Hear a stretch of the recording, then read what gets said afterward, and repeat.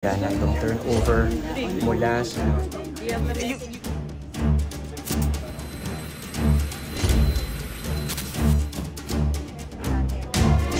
na po sa Pilipinas Business Bamban ng Mayor Alice Guo.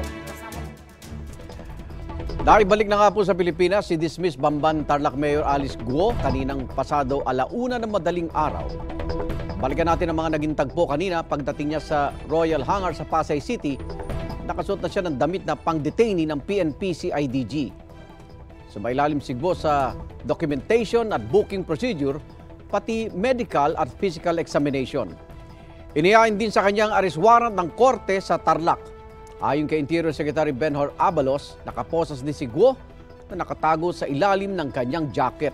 Isang beses lang humarap si Guo at matipid sumagot sa mga tanong sa kanya ng media. Umiraw ng tulong si Guo kina Abalos at kay PNP Chief Police General Romel Marbil dahil sa mga natatanggap niyang death threats. Kaugnay naman ang umano'y palit-ulo o hiningi umanong drug suspect kapalit ni Guo. Sinabi ni Abalos na hindi nila ito gaanong napag-usapan ng mga otoridad sa Indonesia.